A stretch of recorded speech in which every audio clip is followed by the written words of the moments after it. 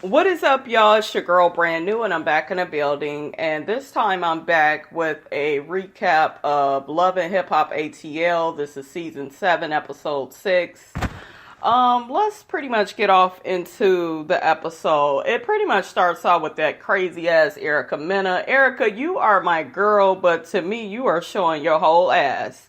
You done already told the security guards they are there because of you, so they ain't shit, and they wouldn't have a job if it wasn't for you. Very arrogant, egotistical. You sitting up here going off about what the girl said about your son, and just Brittany didn't have to talk about your son, but at the same time, you know what type of mother you are.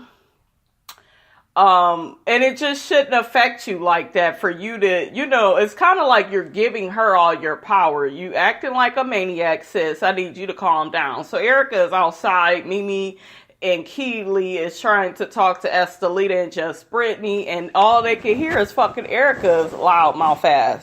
So pretty much Keely and Mimi try to get Estellita and just Brittany to come to some type of agreement about, them coming together to do the showcase for Erica Mena. And just Brittany has a bit of arrogance and an attitude. I can understand it a little bit because she is a little bit more talented than the other girls. But I didn't like how she was talking to Keely in her confessional, saying that, Keely was talking all this shit, before she got involved with this showcase, and now, I'm the one that introduced her to Mimi and Stevie J. She probably already knew Stevie. She already probably knew him. This lady, if she's been in the music industry, just Brittany, she probably are already familiar with, the Stevie J's of the music business. So, yeah, you introduced her, but she is there to speak on your behalf and help you out. And right now, you just getting so upset. You got all this ego and attitude. You're not a successful artist. You're doing shows here and there, but you need to learn to be professional, get your feelings out, stop letting them get in the way of you conducting business. So you need to, at the end of the day, you trying to do business with Stevie, you're going to have to work with Erica and Estellita. It is what it is. So I didn't understand why just Brittany is so mad at Keely, Okay, so next we have my girl Mama D. She lets us know that Scrap then went on and married Bambi. We already knew that. He didn't move to Miami. But anyways, Mama D is still having issues with Ernest, honey. He can't get it up. He's a big mama's boy still. Well, mama's man at this point. Ain't no boy in Ernest. That's an old motherfucker. Anyways, Mama D is getting ready to, I guess, have a Brazilian butt lift done. So KK is there in support of her. KK lets us know that Scrap should be coming home soon. And also, she's dating a 28-year-old. And they be getting it on, and she lets Mama D know that I don't be having them kind of problems that you have, girl. You need to get you somebody young, because them young men, they love differently.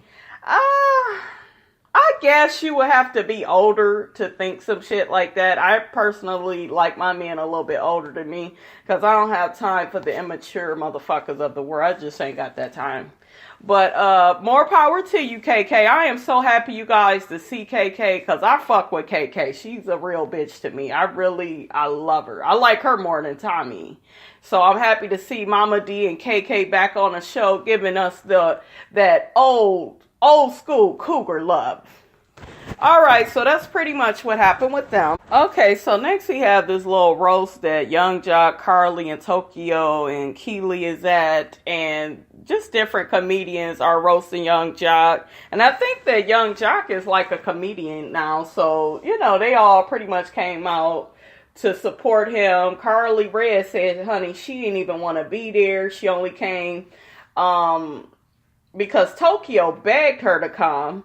And I bet you don't want to be there, Carly, because they got the roasting Carly, talking about how Young Jock was fucking with her, and, he fucks with bitches over 45, so they call it Carly Red. Oh, she ain't having it, honey. So next we got Carly Red, Shooter Tobias, which is Tokyo's boyfriend, and, not Quita, Keely.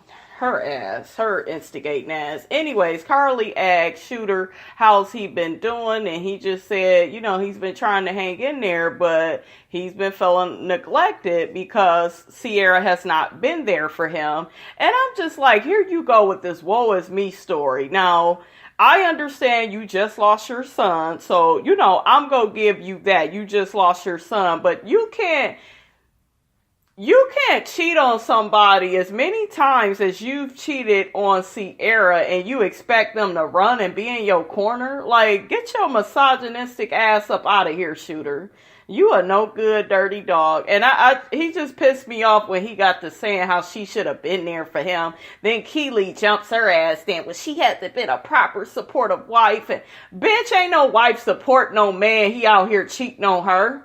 Let me say this to you men out there, and I doubt if you're listening because most of my followers are female, but men, if you are cheating on your women, if you are disrespecting, abusing your woman in any type of way, don't expect the woman to be faithful to your ass. Don't expect her to be good to you, okay? Because you've already betrayed her trust, and ain't nobody got time for that. Ain't nobody about to be no damn fool for you motherfuckers out here in these streets, okay?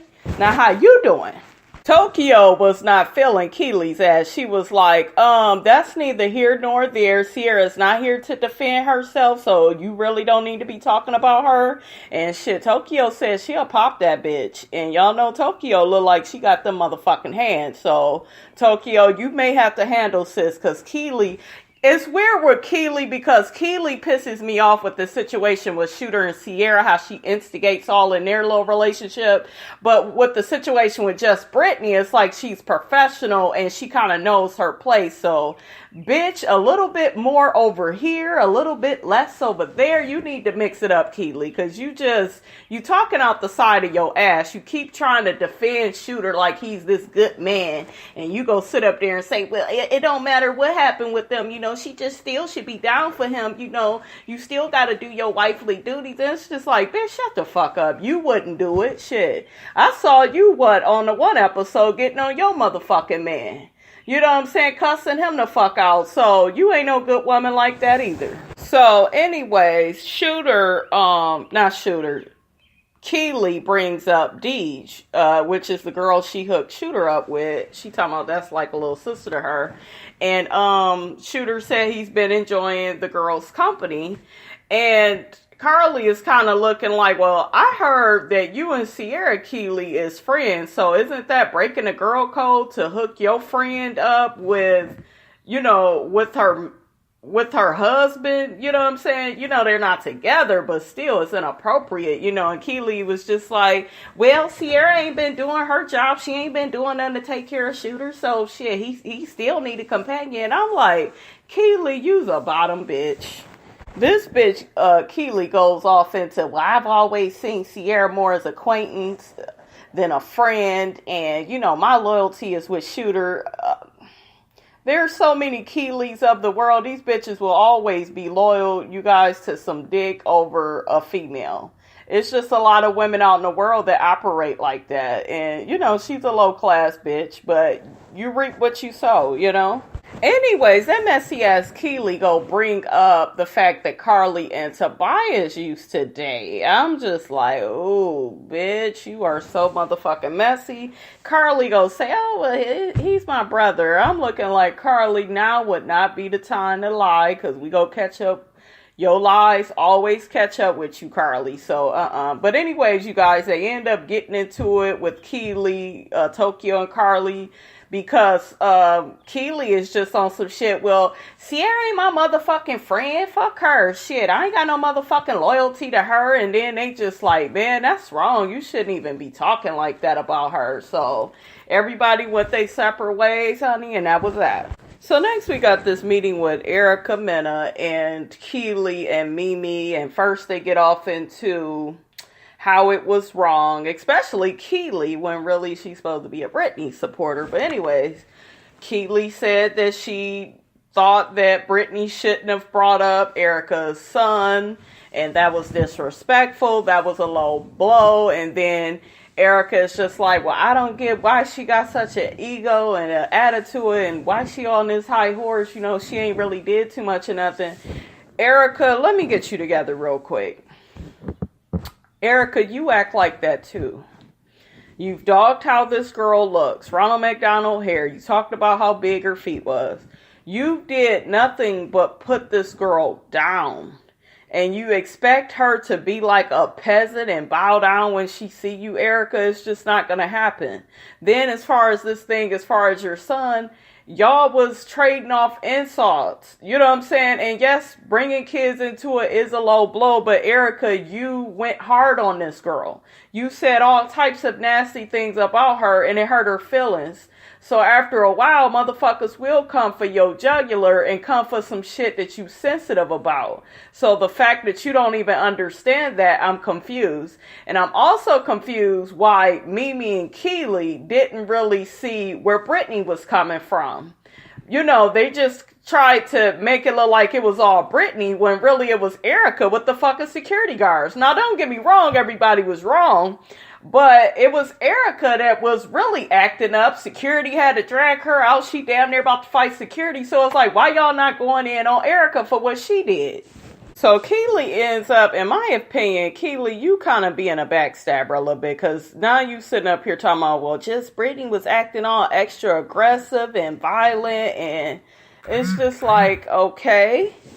So Keely says that after she picked up on how, you know, just Brittany has been acting, Brittany blurted out that she's acting like that because she, turns out, is sleeping with Stevie. And I'm just like, well, am I shocked? He fucks all his fucking artists.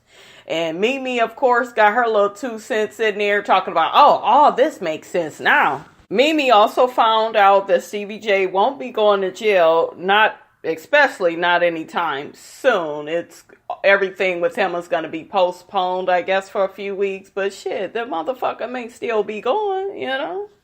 Anyways, he still wants Mimi to handle this showcase and, you know, get the girls together. So Keely and Mimi, they tell Erica that Estellita and Brittany, you know, they agreed to do the showcase together. And Erica is just like, oh, that's good. Well, maybe I could just host. And Keely is like, no, we need your music. Erica, do you even have any fucking music prepared? Is it even a good single? Like, is it up to date? Like, your voice is not all like that. That's why I'm a little irritated. And Erica, I fuck with you. I follow you on Instagram. I think you're very beautiful.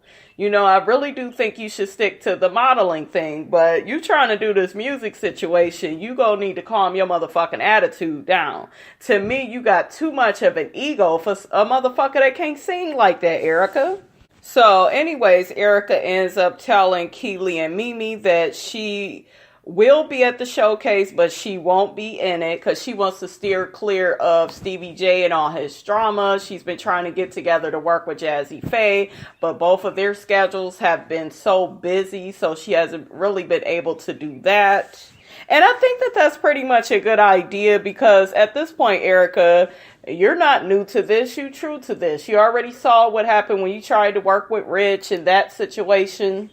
So I think it's smart for you to remove yourself. Okay, so anyways, this little meeting takes a little turn with Erica Mena. She's getting all in her feelings about how her son is getting older. I think he's going into junior high. And, you know, she just says that her son needs her more now than ever.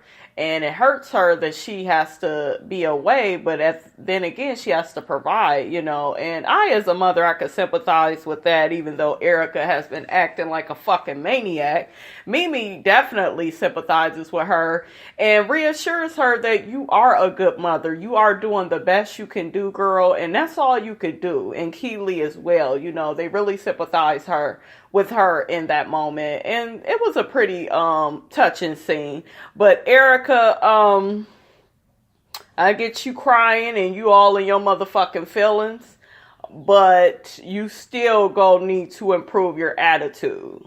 You know, your attitude is what makes a lot of situations for you worse. You have a very arrogant, egotistical attitude, and a little bit of humility, it really goes a long way.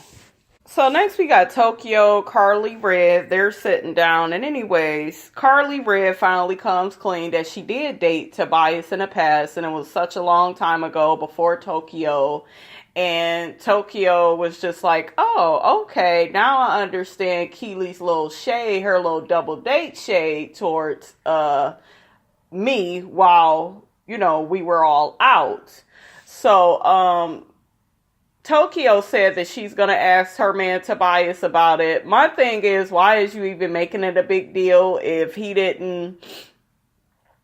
Carly said they never had sex because he's not her type. But it's just like, Tokyo, why do you... I guess it's because they're on this show, but it's just like, I wouldn't even fucking care. It was before your time. It is what it is. I think she was just bothered that he didn't bring it up to her first, but... Honey, that's how a lot of these men is. You can't really count on them to provide any motherfucking information until you fucking ask them. So Tokyo takes it up on herself to tell Sierra, because Sierra didn't join them, that Keely then hooked Shooter up with one of her homegirls. And Sierra's drinking her drink and fucking choking on that motherfucker. So Tokyo gets to telling Sierra what Keely was saying about her, about how she's an unsupportive wife. She ain't been there for Shooter since his son has passed. And Sierra's just like, I'm confused. I thought me and this bitch was cool. I have been, a supportive wife as much as I can be. Shit, this motherfucker out here, he got babies and shit out in these streets. So how much of a supportive wife can I be? And I'm with Sierra, like, what the fuck? Keely, you need to mind your business, bitch. So Carly lets Sierra know, hey, you need to check Shooter about this new girl he's seeing and all this shit that Keely has been saying about you being an unsupportive wife. And you need to ask him about, is he the father of these kids that's out here in these streets? And Sierra just said, you know what, shit, I'm going to need to get on that ASAP because I'm not even going to be able to sleep tonight if I don't get this shit off my chest. And I feel you. You need to get to the bottom of this, but I would just leave Shooter's monkey ass alone. Sierra, he ain't no good. He is, I believe Shooter is very insecure, and Sierra is getting more confident. She's losing weight. She's on her grind. I follow her on Instagram, so she's about her business. And I just feel like he don't respect that. He wants the bottom gutter type bitch. So next we got Kelsey and Kirk. Kelsey is pretty much telling her dad that he needs to hurry up and come up with some kind of plan to get Rasheeda back, because Kelsey thinks that Rasheeda could possibly be dating her trainer. The man has been helping her work out, putting up light bulbs, and, just fixing little things at the press store. So, Kirk is hearing this and he's kind of getting jealous and in his feelings like, man, no, I can't let this happen. I don't want to lose my wife. And he even mentioned that, going through all of this has made me love her even more, because now I know that I could really lose her. And, I got to get my shit together and come up with a plan. So next we have Stevie J. He's doing some legacy photo shoot for Penthouse magazine, and he's taking some pictures with a couple of girls, and then Estellita walks in. And, you can tell these two have slept together. You can just tell by the body language. Anyways, he lets Estellita know he wants her to be a part of it. And she was like, well, finally, you doing some shit for me. She grabs him on the ass and kisses him on the lips. And I'm just looking like... Estellita, you was talking all that shit, boo-boo, with Mimi and Erica about how Stevie J takes advantage of women and how he treats women and he has daughters and how dare he. You was talking all that victim-ass shit, but now you kissing a man on the lips. You go fucking. Y'all go be fucking again if y'all ain't ever stopped. Estellita is beautiful, though. I will give her that. Her and that motherfucking Erica, they some bad bitches. They are, beautiful. I can't even decide who's... Erica probably got her. But both of them are really pretty women, but they're just stupid with some of the shit that they do. So we need to work on the stupidity part, but y'all got the beauty part down. Anyways, Estellita comes out in her lingerie, looking sexy. Stevie is feeling it. They're taking all these sexy pictures together, and Estellita is in her zone. My issue with Estellita is her playing victim. I get you had a hard life, you was raped. I understand all that. Like, for real, my heart goes out to her. But my issue with her is, and a lot of women, is being pretty and using that prettiness and sexiness to get what you want, but yet you still have all these painful parts in your life that you haven't dealt with. And I just feel like, Estellita, you pretty much betrayed yourself even being a part of this, because Stevie tells you that you're his favorite. And that's what a lot of narcissistic men do. And Stevie is a narcissist. He's all about self. What they try to do is what is the fucking word? Triangulate you, like, put you in a love triangle. So a lot of times, and that's what he did with this situation with Brittany and Erica. He made sure that Estellita knew that, he had other women he was willing to work with, and he was willing to make them, the queen of Danger Zone, first lady of Danger Zone. So he, just pretty much made her insecure, made her doubt herself. That's what a lot of men do with this triangulation that they do. So y'all watch out for that if you're dealing with a male narcissist. I know I personally dealt with one, and I know how they deal. But with my situation, I brought another motherfucker into the situation, and this motherfucker was getting all in his feelings and all jealous and shit. Brandy knows how to play the motherfucking game. Okay, so yeah, this shit he doing with her, never do that shit with me. I get to flirting and doing what I do, and he will be all up in his feelings, honey. But yeah, Estellita, you need to go to therapy. You look good in a photo shoot, and you all happy and shit now, but it looked like you're in pain from how Stevie treats you. It's not right. It's the same shit with Jocelyn. Except Estellita, I like you a little bit more, so I ain't gonna be as hard. I think you're a little bit more likable than Jocelyn. Jocelyn was just fucking crazy too. But Jocelyn didn't let Stevie play her, though. She began to turn the motherfucking tables. And that's why their relationship, they are so competitive with each other. That's why their relationship didn't work out.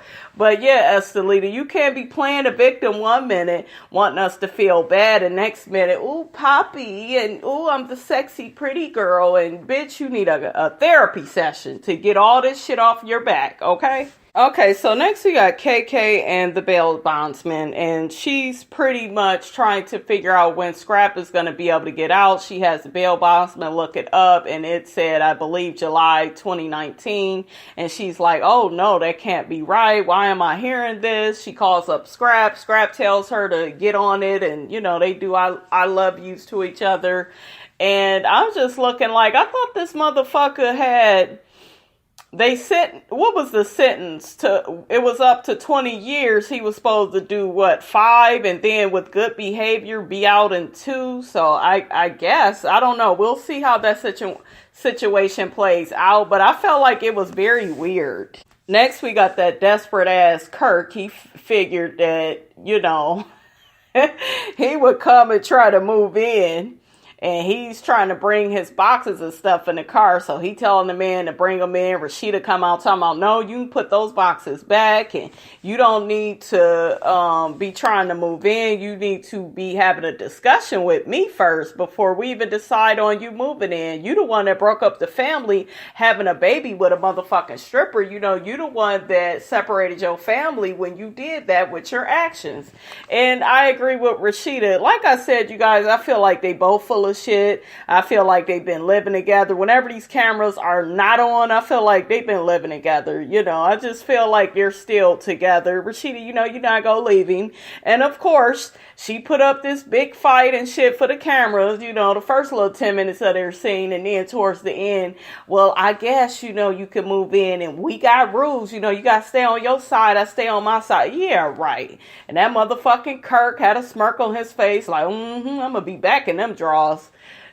Kirk would be so far away from my house, you guys. I don't know what the fuck, bubble gum Rasheeda is chewing on still, but, you need to spit that shit out, Rasheeda, and get rid of Kirk's Adam's apple ass. He is just inconsistent. I get you messed up things and, you want your family back and, I understand that, but goddamn, how many motherfucking times you go fuck up? Shit, I feel like he just takes Rasheeda through so much to kind of let her prove that she loves him. And there's a lot of men out here that do that. Let me put you through this. Let me put you through that.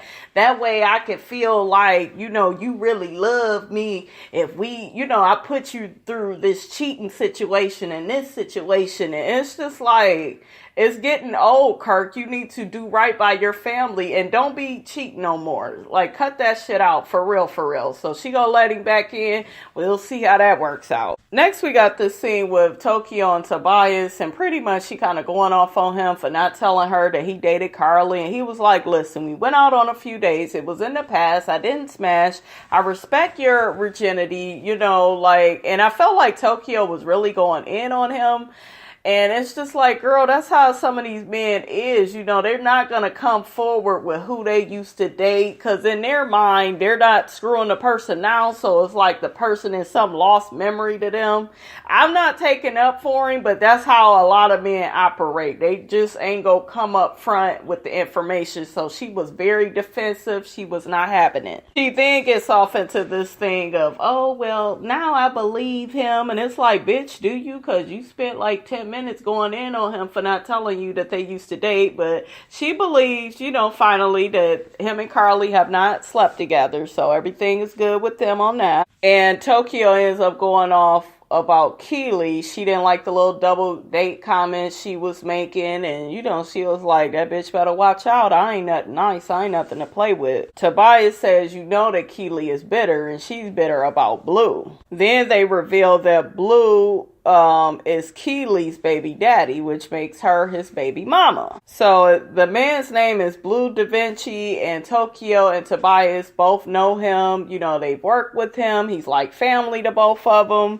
And it had been going around for years that his woman be holding his kids hostage, and they find out it's Keely, and they all in awe about it. Okay, so Tobias said that Shooter had a gathering for his kids, and he took Blue and Bachi, I guess that is Keely's man now. And Tobias said that, they was all there together, but he don't think that Keely told Bachi that Blue is her baby daddy. So all these people all running in the same circles, and they don't know.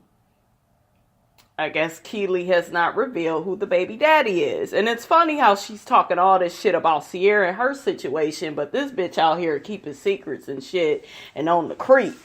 Next, we got this little scene with Shooter and Sierra, and I'm just looking like, Sierra, why are you wasting your time? Just throw the whole motherfucker away. Anyway, she proceeds to go out to him, to talk to him about how she hear about him having these babies out here. He admits that, one of them may be his. I guess the one that is 2 years old, that one may be his, and the other one he feels is a lie. He didn't really see that he looked like the dad. He admitted that he did cheat it, so it could be his baby. And she's just like, how the fuck am I supposed to be there for you and have your back and you doing all this shit? And he was like, well, you doing your shit too. You ain't Miss Perfect either shit. And then she was like, Keely's supposed to be my homegirl. She up here hooking you up with chicks. What's going on with that? And he talking about, well, that's my homegirl. And as far as I'm concerned, she always had my back. You don't never have my back, and I don't even want to touch you. She tell him she don't want to touch him. It's just like, well, why are y'all even meeting up? Sierra, be done with his ass.